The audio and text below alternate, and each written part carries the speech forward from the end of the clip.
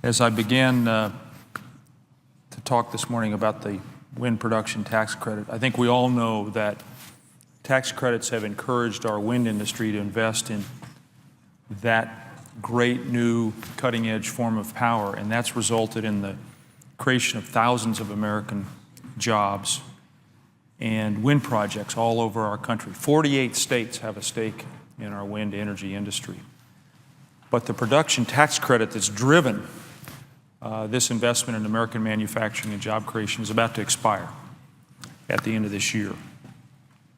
I've been coming to the floor on an ongoing basis to make the case that we ought to extend the wind production tax credit as soon as possible. I know the presiding officer has been here on a couple of occasions when I've spoken about this before. In fact, this is the 14th time I've come to the floor to speak to this important opportunity, but also the peril that awaits us if we don't extend the wind production tax credit.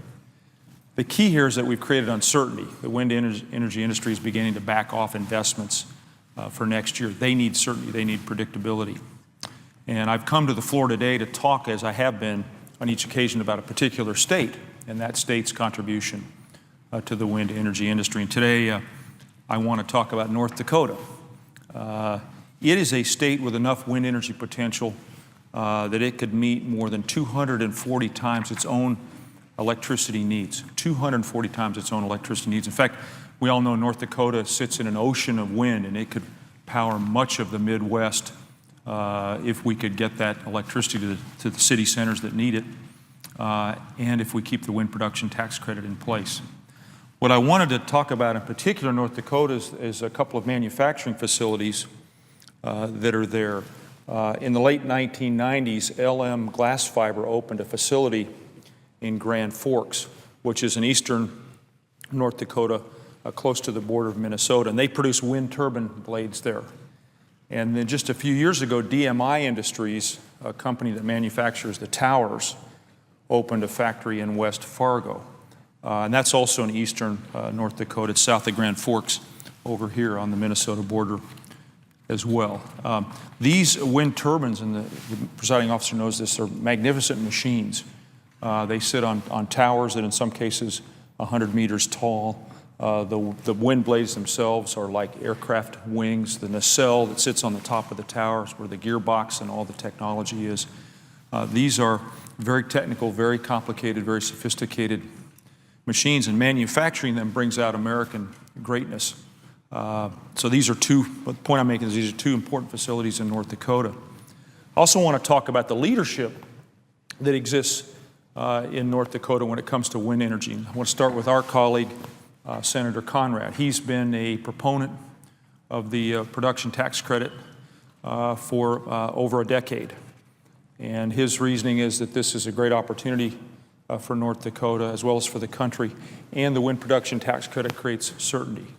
His colleague, Senator Hoeven, has also taken up the cause during his first term in the Senate. And one of the key points here I want to make is those two senators, our colleagues, are from two different political parties, yet they each support the wind production tax credit. Just last month, North Dakota hosted a Renewable Energy Action Summit in Bismarck, and both Senator Conrad and Senator Hoeven attended. And during this summit, national leaders talked about how North Dakota's robust and diverse energy sector has provided a model for creating jobs and helped reduce our nation's dependence on foreign oil. And I have to say that this strikes me as the most intelligent kind of policy. It's a mix of traditional energy sources with sustainable energy such as wind. And what you get from that, Madam President, is advanced technology. You have certainty for developers, you spur investment, and you create jobs. And I want to applaud North Dakota's leadership in putting in place a smart energy policy and all of the above energy policy, as well as our colleagues' work on this subject. And the point I'm making is that North Dakota recognizes that an investment in wind energy is an investment in jobs, and some of these numbers make that point. 2,000 jobs in North Dakota are supported by the wind energy industry. And those jobs are there, no doubt, because of the existence of a tax credit. And I would add, Madam President, that the tax credit is a production tax credit. So you produce the power and then you get the tax credit. This isn't speculative. This isn't hoping that something will happen. This is based on production of electrons. That's why it's such a powerful tool. It's been used in the past, by the way, in other energy sectors. You produce power, you produce energy, you are rewarded with an energy tax credit.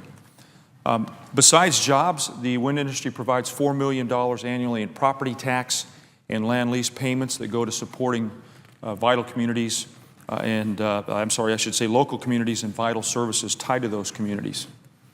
So where does North Dakota rank nationally? Well, they rank 10th in terms of installed wind capacity and 3rd in the nation in percentage of electricity derived from wind, with almost 15% of their entire power supply coming from wind energy projects. And that's the equivalent in North Dakota of 430,000 homes, 430,000 homes being powered by wind.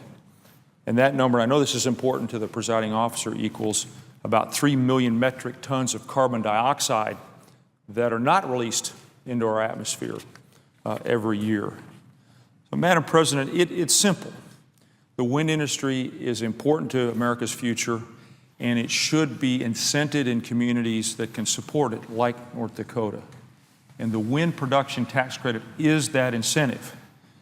And without a doubt, if the PTC is allowed to expire, this important American industry will shrink, move overseas, and take thousands of American jobs with it. So as I've done when I come to the floor, I'm imploring our colleagues to work with me, to work with us, to stop this possibility from becoming a reality.